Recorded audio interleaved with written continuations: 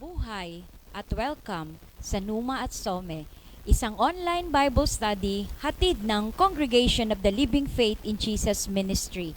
Hangin, hininga, tinapay at pagkain sa panahon ng 2024. Samahan niyo po ako, tayo po ay manalangin. Aming Amang nasa langit, nagpapasalamat po kami sa panibagong araw na ipinagkaloob mo sa amin.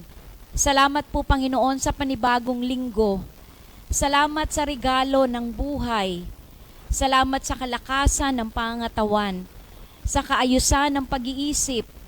Salamat po sa aming mga pamilya. Pinupuri ka namin dahil ikaw ang nag-iisang Diyos, walang katulad, kamangha-mangha, tunay, at may likha ng langit at lupa. At sa iyong harapan, wala po kami pwedeng maitago dahil ang lahat ng bagay ay hubad sa iyong harapan. Kaya Panginoon, sa paglapit namin sa iyo sa gabing ito, nagpapasaliksik po kami. Saliksikin mo po ang aming puso, ang aming isipan. Humihingi po kami, Panginoon, ng patawad sa mga ginawa po namin, inisip na hindi nakapagbigay ng lugod sa iyo. Patawarin mo po kami. Pinagsisisihan po namin ang mga bagay na ginawa namin na hindi nakapagbigay ng lugod sa iyo. At salamat po dahil ang pangako mo, pag ipapahayag namin ang aming mga kasalanan, kapag ito ay inamin namin sa iyo, ikaw ay tapat. Patatawarin mo kami sa lahat ng aming mga pagkakasala at kami ay lilinisin mo. Salamat po, Panginoon, dahil ngayon alam namin na kami ay nilinis mo na, pinatawad mo na sa lahat ng aming mga pagkakasala. At dahil dito, Panginoon, malaya na kaming makakapasok sa iyong trono. Mapapakinggan namin ang iyong tinig, magiging kapaki-pakinabang ang pag-aaral ng iyong mga salita. At salamat din po, Panginoon, dahil wala nang magiging hadlang sa paglapit namin sa iyo sa panalangin. Salamat po, Panginoon. Nagtitiwala kami na ang bawat lalaki at babae na kasama namin sa gawaing ito, ikaw po, Panginoon, ang magsasalita sa kanilang mga puso. Ikaw po, Panginoon, ang tutugon at magbibigay ng sagot sa kanilang mga kahilingan. Salamat po, Panginoon, sapagkat ikaw ay napakabuting Diyos. Ang papuri, pagdakila at pagluwalhati ay ibinibigay namin sa iyo, aming Ama, sa pangalan ng iyong anak na si Jesus. At lahat po tayo ay magsabi ng isang malakas na Amen. Halika, buksan po natin ang ating mga Biblia sa aklat po ng Filemon. Kung medyo nahihirapan kayo kung saan nyo hahanapin ang Filemon, makikita po natin ito sa Bagong Tipan, sa pagitan po ng mahabang aklat ng Hebreo at ng maikling aklat ng Titos, ng Titus. Yung nasa gitna po nila ay ang aklat ng Filemon. Nalaman po natin na ang Filemon ang ikatlo sa pinakamaikling aklat sa buong Biblia. Siya ay pangatlo sa ikalawang Juan, sa ikatlong Juan, tapos Filemon.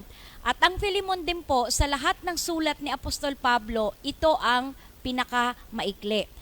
Lika, samahan niyo po ako. Filemon chapter 4 ay verse 4. Wala pong chapter kasi ang Filemon po isang chapter lamang na meron pong 25 mga talata. Sabi sa Filemon chapter 4, lagi akong nagpapasalamat sa aking Diyos tuwing isinasama kita sa aking panalangin. Ang kinakausap dito ni Apostol Pablo ay walang iba kundi si Filemon. Sinasabi niya kay Filemon, pag ako ay nagpipray, palagi kang kasama sa prayer ko. At kapag pinagpipray kita, pag naaalala kita sa panalangin, naku, nagpapasalamat ako sa Diyos.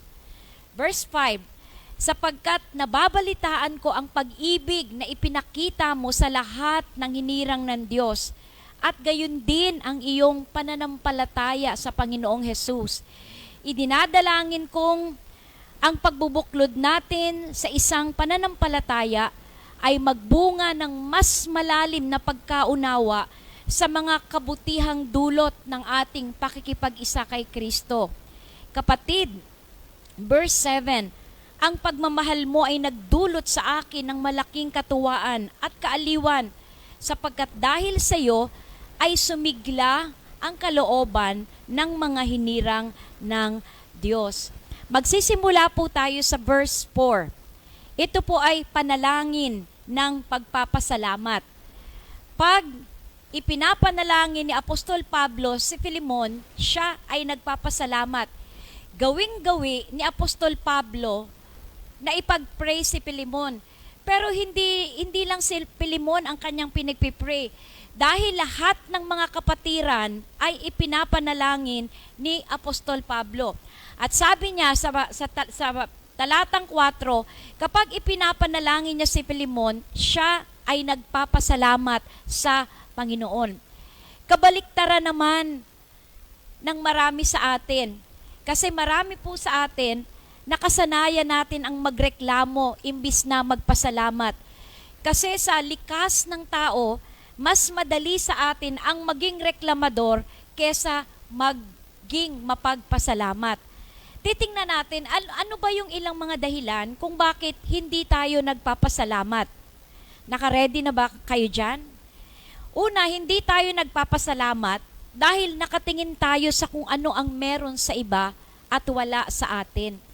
Ang nakikita mo, hindi yung masaganang biyaya, yung kabutihan ng Panginoon na nararanasan mo sa iyong buhay. Hindi mo yun makita kasi yung mata mo, hindi nakatingin sa ginagawa ng Diyos sa iyong buhay. Yung mata mo nakatingin sa nangyayari sa buhay ng ibang tao. Parang nabasa ko po yung isang parang meme sa Facebook. Sabi niya, natutuwa ako sa iyo kasi lahat ng galaw ko pinapansin mo. Lahat ng nangyayari sa buhay ko, alam na alam mo. Pero nalulungkot din ako kasi wala akong pangbayad sa pagmamasid mo sa aking buhay. Parang minamarites niya lang. Kaya hindi tayo natututong magpasalamat sa Panginoon kasi hindi natin makita yung ginagawa ng Panginoon sa buhay natin kasi nakatingin tayo sa iba. Maaaring iniisip mo wala kang sariling bahay, wala kang sariling lupa, wala kang sariling kotse o negosyo, o hindi ka nakapagtapos ng pag-aaral. Samantalang yung iba, may sariling bahay, may sariling lupa, may kotse, may negosyo at nakapagtapos pa. Yung iba, merong pang jowa at merong pang pamilya, pero ikaw, wala. Dahil ang nakikita mo, yung ginagawa ng Panginoon sa iba at hindi mo napapansin kung ano ang ginagawa ng Panginoon sa iyong buhay, ang tingin mo sa iyong sarili, kawawa. Kawawa ka. Pero kung ikaw naman ay nagkaroon ng personal na relasyon sa ating Panginoong Hesus, pinagsisihan mo ang iyong kasalanan, at sa puso mo, pinapasok mo siya bilang Panginoon at ginawa mong tagapagligtas ng iyong buhay, at ikaw ay muling ipinanganak na muli, ikaw ay na-born again, mas matindi pa ang naghihintay sa iyong pagpapala. Yun ang sinasabi ng Biblia sa mga tunay na mga nanampalataya kay Kristo. May naghihintay sa Kanya na mamanahin niya. Dahil nakatingin ka sa kung ano ang meron sa iba at sa wala ka, ang tingin mo sa sarili mo, kawawa ka. Ang tingin mo sa sarili mo, second class, second-rate citizen ka. Ang tingin mo sa iyong sarili, wala kang halaga. Kung babasihan po natin ang pamantayan ng salita ng Panginoon at hindi ng mundo, hindi po yan totoo. Yan ang gustong ipaisip sa iyo ng kaaway. Gustong ipaisip sa iyo ng kaaway na wala kang kwenta, nang wala kang halaga, na wala kang mararating sa mundong ito. Pero hindi po yan totoo. Dahil si Kristo ay namatay para sa iyo, siya ay nagkatawang tao para sa iyo, ikaw ay napakahalaga para sa Panginoon. Ikaw ay mahal ng Diyos. Ikaw ay espesyal sa harapan ng Panginoon. Kaya wag mong iisipin, kahit wala ka ng maraming mga bagay na material na meron ng iba, wag mong iisipin na kawawa ka. Wag mong iisipin na walang halaga ka. Wag mong hayaan na magtagumpay ang kaaway sa iyong buhay dahil iniisip mo na wala kang kwenta. Alam nyo, ilagay po natin sa tamang pananaw. Ang sabi po sa Mateo chapter 16 verse 26, makamtan mo man ang lahat ng bagay sa mundo. Kung ikaw ay hindi ligtas, wala rin. Ang sabi po ng tamang salita.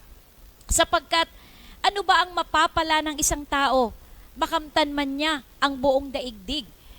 Kaya kung lahat ng mga material na bagay ay nasa kanya na, ang sabi po ng Biblia, kung siya naman ay hindi ligtas, hindi siya maliligtas ng lahat ng kayamanan yon, lahat ng kayamanan ng buong daigdig, kundi siya ay mapapahamak. Ngunit mapapahamak naman ang kanyang sarili. Ano ang maibibigay ng isang tao kapalit ng kanyang buhay? Bakit hindi natututong magpasalamat? Kasi nakatingin tayo sa ginagawa ng Diyos sa iba. At dahil nakatingin tayo, hindi natin makita kung ano ang ginagawa ng Diyos sa buhay natin. Yung ginagawa ng Diyos sa buhay natin, dapat nating ipagpasalamat. Stop looking at what you don't have. Huwag mo nang tingnan yung mga bagay na wala ka. And start being thankful for what you do have. Huwag mong tingnan yung mga bagay na wala ka, kundi magsimula kang magpasalamat sa mga bagay na meron ka. Dahil anumang bagay na meron ka, ito ay ipinagkaloob ng Panginoon. Pangalawa, ano bang dahilan kung bakit ang mga tao, imbis na magpasalamat sa Panginoon, ay nagrereklamo? Hindi ka mapagpasalamat dahil sa iniisip mo. Ano ang iniisip mo? 'Di ba marami po, mas pipiliin nilang panoorin si Diwata, si Pares Overload. 'Di ba? Mas pipiliin pa nilang panoorin si Diwata, o di kaya si Wamos, kaysa pakinggan ang salita ng Panginoon. Kasi iniisip nila ang salita ng Panginoon wala namang halaga. Ang pag-aaral ng Biblia, konti ang pakinabang. Pero pag pinanood ko ang vlog ni Diwata, magiging masaya ang buhay ko at marami akong matututunan. Yung iniisip po natin yan ay mali. Diba? Dahil sa iniisip mo, ano yung iniisip mo? Iniisip mo na ang Diyos ay hindi siya mapapagkatiwalaan. Dahil yung hinihiling mo, hindi niya ibinibigay. Iniisip mo na ang Diyos ay hindi mabuti. Naalala ko po, nung Sabado, nagkaroon po kami ng dedication ng bahay. At minsan, nasabi ko po, na ang mga bata, ang mga kabataan, nagkakaroon sila ng sama ng loob, galit sa kanilang mga magulang. Kasi kapag meron silang hinihingi, hindi ibinibigay ng magulang. Pero nakakalimutan ng mga bata na minsan yung kanilang hinihingi, hindi ibinibigay ng kanilang magulang kasi wala namang kakayahang ibigay yung gusto nila. Pangalawa, yung hinihingi nila sa kanilang magulang ay hindi maibigay ng magulang kasi alam ng magulang kapag ibinigay niya ang bagay na ito sa kanyang anak, ito ay hindi makakabuti. Pero ibigay man o hindi ng inyong mga magulang, ang mga magulang, lalo na kapag ang magulang ay merong takot sa Diyos, ang hangad niya sa kanyang anak ay ang pinakamabuti. Ang hangad niya ay ang pinakamabuti. Kung ang magulang nga natin dito sa lupa, ang hangad niya ay pinakamabuti, gaano pa kaya yung Ama natin na nasa langit? Alam niya sa simula pa lang kung ano ang magiging kinabukasan natin, at alam niya yung mga bagay na mahina tayo. Alam niya yung mga bagay na yon. Kaya may mga bagay na hindi ipinapagkaloob ang Panginoon sa atin kasi alam niya ito ay hindi makakabuti para sa atin. Pero tayo, dahil hindi natin nauunawaan, dahil hindi ganap ang pagtitiwala natin sa Panginoon, iniisip natin na hindi mapapagkatiwalaan ng Panginoon. Iniisip natin na hindi mabuti ang Panginoon. At dahil dito, iniisip mo na pinabayaan ka na ng Panginoon. Dumating ka na ba sa punto ng buhay mo na hirap ka na, nangangailangan ka ng salapi, nangangailangan ka ng tulong, pero walang magbigay ng tulong sa iyo? At iniisip mo, pinabayaan na ako ng Panginoon. Bakit tayo hindi nagpapasalamat? Kasi sa iniisip mo. Kaya nga po ang sabi ng aklat ng Roma, chapter 12, verse 2, huwag kayong makiayon sa takbo ng mundong ito. Sa halip, hayaan ninyong baguhin ng Diyos ang inyong pag-iisip. Kaya tayo nag-aaral ng salita ng Panginoon, hindi lamang para maintindihan natin yung mga konteksto, kung ano ang sinasabi, kung bakit nasulat, kundi ang pinakadahilan ng pag-aaral natin, mabago po yung ating pag-iisip. Kasi pag nabago yung ating pag-iisip, mababago rin yung paraan ng pamumuhay natin. Ang sabi po dito sa halip, hayaan ninyong baguhin ng Diyos ang inyong pag-iisip. Dahil lumaki po tayo sa mundong ito na ang itinuturo ay labag, maraming itinuturo ay labag sa salita ng Panginoon na tinanggap natin bilang katotohanan. Pero ngayon, nakakilala tayo sa Panginoon na born again tayo. Dapat hindi yung itinuturo ng mundo ang magiging gabay natin, kundi ang tinuturo ng Diyos sa pamamagitan ng Kanyang salita. Niisip natin ang matinding pamana na ibibigay natin sa ating mga anak ay ang edukasyon. Pero ang edukasyon po ngayon hindi na nagtuturo ng katotohanan. Ano ang itinuturo? Na ang tao ay hindi nilikha ng Diyos. Ang tao ay nagmula sa unggoy. Ano ang itinuturo? Na ang pamilya hindi lang para sa isang lalaki at isang babae. Pwede ring tawaging pamilya ang lalaki, babae, babae. Ang itinuturo, di ba, lumaki tayo na ang tinuturo na ang gender, lalaki at babae lang. Pero ngayon, ang gender, kung ano ang gusto mong maging kasarian, yun na yun. Itinuturo na po yan sa paaralan. At kung hindi po natin tuturuan ng ating mga anak, palalakihin ang ating mga anak sa turo ng katotohanan ng salita ng Panginoon, maliligaw sila, ang kanilang pag-iisip na aapekto sa kanilang pamumuhay. Kaya sabi, hayaan ninyong baguhin ng Diyos ang inyong pag-iisip. Ang makakapagbago lang ng ating isipan ay walang iba kundi ang salita ng Panginoon. Bakit kailangang magbago ang ating isipan? Upang maunawaan ninyo ang kanyang kalooban. Sa gayon, magagawa ninyo kung ano ang mabuti, kalugod-lugod at ganap na kalooban ng Diyos. Ang ganda nun. Gusto nating gawin ang kalooban ng Panginoon. Pero kung hindi bago yung ating isipan, hindi natin malalaman kung ano ang kalooban ng Panginoon. Kaya kung alam po natin ang sinasabi ng Biblia, malalaman din natin kung ano ang kalooban ng Diyos. At yung kalooban ng Diyos, yun yung mga bagay na nakakapagbigay ng kasayahan sa kanyang puso. Yun yung mga bagay na nakapagbigay ng kaluguran sa kanya. Kaya dapat yun po ang ating pagsumikapan. Kung tayo ay hindi mapagpasalamat, di ba? Pag reklamador ka, nawawala ang tiwala natin sa Panginoon. Nawawala ang tiwala natin sa kanyang salita. Pag wala na tayong tiwala sa Panginoon, pag wala na tayong tiwala sa salita ng Diyos, natututunan natin ng mag-alala. Natututunan na nating mag-alala. Di ba ang sabi nga ng Panginoon, dito sa mundong ito, maraming pagdurusa, maraming problema, maraming kahirapan.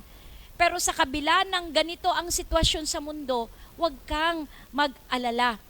Ang bilin po sa atin ng Panginoon, huwag tayong mag-alala. Tapos, sabayan nating buksan ang Matthew chapter 6, 25 hanggang 34. Tingnan niyo po yung Mateo 6, 25 hanggang 34. Hintayin ko po na mabuksan niyo ito kasi napakaganda ng talatang ito. Paalala sa atin. Kung tayo ay nagsisimulang magreklamo, nawawala na ang tiwala natin sa Panginoon at sa Kanyang salita. At pag wala na yung tiwala natin sa Panginoon at sa Kanyang salita, tayo ay nagsisimula ng mag-alala. At kapag tayo ay nag-aalala na, nakakaranas tayo ng iba't ibang uri ng sakit. Sakit sa ulo, sakit sa tiyan, at marami pang ibang sakit na binibigay sa katawan kapag tayo ay nag-aalala. Ang sabi po ng Matthew chapter 6, 25 hanggang 34, Kaya't sinasabi ko sa inyo, huwag kayong mabalisa tungkol sa inyong kakainin at sa inyong iinumin upang kayo'y mabuhay o kaya'y tungkol sa susuotin ng inyong katawan. Hindi ba't ang buhay ay higit na mahalaga kaysa pagkain at ang katawan kaysa damit? Masdan ninyo ang mga ibon. Nakakita na po ba kayo ng mga ibon? Sa akin po, kailan ba yon? Parang pumunta ako sa labas, nakita ko yung mga ibon, pagod na pagod yung mga pakpak sa kakaganito. Ano bang tawag dito, lab? Kakaganito ng kanila mga pakpak para sila ilimipad. Pero nakakita po ako nung nasa Batangas kami ng mga agila. Yung mga agila, hindi sila gumagano ng kanilang pakpak, hindi sila napapagod. Pero ang taas ng kanilang naaabot, sumasabay lang sila, nag-glide lang sila sa hangin. Yan, di ba? Pinaghirapan ko po yung mga braso ko. Kaya kung maalog-alog yung mga braso, pinaghirapan po yan. Hindi po ibig sabihin na malaki ang braso mo, pangit ka. Kasi yung mga tao nahihiyang magsuot ng long sleeve. Kasi ang laki ng braso. Ayaw magsuot ng short. Kasi mataba yung legs. Ano ba? Ang pamantayan ng kagandahan ng tao ay wala sa ating itsura. Ang pamantayan ng ating ganda dahil tayo ay nilikha ayon sa wangis at anyo ng Panginoon. Sabi, masdan ninyo ang mga ibon sa verse 26. Hindi sila nagtatanim ni umaani man o kaya'y nagtitipon sa kamalig. Ngunit pinapakain sila ng inyong Ama na nasa langit. Hindi ba't higit kayong mahalaga kaysa sa mga ibon? Sino sa inyo ang makakapagpahaba ng inyong buhay ng kahit isang oras sa pamamagitan ng kanyang pagkabalisa? Verse 28, at bakit kayo nababalisa tungkol sa pananamit? Isipin ninyo kung paano tumutubo ang mga bulaklak sa parang. Hindi sila nagtatrabaho ni gumagawa ng damit. Ngunit sinasabi ko sa inyo, kahit si Solomon sa kanyang karangyaan ay hindi nakapagdamit ng singganda ng isa sa mga bulaklak na ito.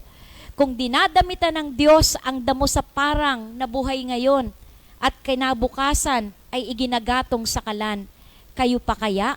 Kay liit ng inyong pananampalataya sa Kanya. Maaaring ang iba sa atin, ang problema natin, ano ang kakainin natin mamayang gabi? Ano ang kakainin natin bukas? Saan tayo kukuha ng ating panggastos kinabukasan? Sasabihin sa inyo ng Panginoon, lalo kung anak ka niya, kay liit ng iyong pananampalataya sa Kanya.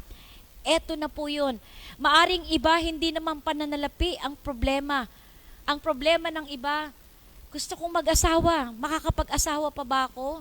Yung anak ko, pasaway, mababago pa ba ang kanyang buhay? Yung anak ko tumalikod sa Panginoon, babalik pa ba siya?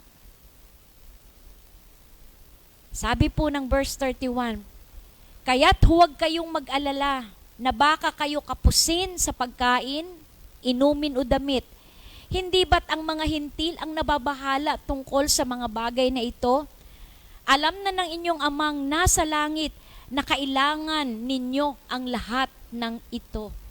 Lahat ng kailangan natin sa mundong ito para mabuhay ng maayos ay alam ng ating Amang nasa langit. Pakisabi niya nga, alam ni Lord ang aking pangangailangan. Kaya ang sabi po ng verse 33, ngunit higit sa lahat, ay bigyang halaga ninyo ang kaharian ng Diyos at ang pamumuhay ng ayon sa Kanyang kalooban, at ibibigay niya sa inyo ang lahat ng mga bagay na ito. Kaya nga huwag ninyong alalahanin ang bukas, sapagkat ang bukas ang mag-aalala sa sarili niya. Sapat na ang inyong suliranin sa bawat araw. Ang problema po ng marami sa atin, pinapangunahan natin ang Panginoon. Paano kaya? Ano kaya? Kung ganito kaya? Imbis na po mag-alala tayo, idasal natin yung mga bagay na pinag-aalala natin. Sumangguni tayo sa Panginoon sa Kanyang salita at makinig tayo ano ang sasabihin ng Panginoon. Ang taong hindi reklamador, ang taong mapagpasalamat ay merong kapayapaan sa Diyos at meron din siyang kapayapaan sa kanyang puso dahil alam na alam niya na hindi siya iiwanan at hindi siya pababayaan ng Panginoon. Ang taong mapagpasalamat ay hindi mawawala ng tiwala sa Panginoon dahil kilala niya kung sino ang Panginoon na kanyang kinilala sa kanyang buhay, dahil kilala niya kung sino ang Panginoon na kanyang pinaglilingkuran. Alam niya sa pamamagitan ng pag-aaral ng kanyang salita na tinutupad ng Panginoon ang kanyang mga salita. Siya ay mapapagkatiwalaan. At ang taong mapagpasalamat, kinikilala niya ang lahat ng mga pagpapalang binigay ng Panginoon. At kung bibilangin ang lahat ng mga pagpapalang ibinigay ng Panginoon sa atin, napakahirap bilangin ang mga ginawa ng Panginoon sa atin. Napakahirap bilangin ang mga pagpapala ng Panginoon na tinanggap at tinatamasa natin. Ang pasasalamat ay bahagi ng panalangin ni Apostol Pablo. Kapag ikaw ba ay nananalangin, ikaw ba ay nagrereklamo lang o nanghihingi ka lang sa Panginoon? Dapat yung pasasalamat bahagi ng ating pananalangin. Nagpapasalamat siya dahil kinilala niya ang mabubuting gawa ng ibang mananampalataya. Nagpapasalamat siya sa mga tulong na ibinigay ng ibang mga mananampalataya sa kanya at sa kanyang gawain o ministeryo na ipinagkatiwala ng Panginoon. Alam ni Apostol Pablo na tinawag siya ng Panginoon sa paglilingkod. At kung siya lang, binigyan siya ng Panginoon ng karunungan, binigyan siya ng Panginoon ng kakayahang magsalita, ginawa pa siya ng Panginoon na Roman citizen, pero sa kabila noon, kung siya lang at hindi siya tutulungan ng mga kapwa niya mananampalataya, kung walang pa-partner sa kanya sa pagtupad ng misyon na ibinigay ng Panginoon sa kanya, alam niya na hindi niya ito magagawa. Kaya grateful, thankful si Apostol Pablo dahil kay Filemon. Ang isa sa katangian ng magandang panalangin ay pasasalamat. Ipagpapatuloy po natin ang pag-aaral natin sa aklat ni Filemon bukas. Pakinggan po natin ang awit.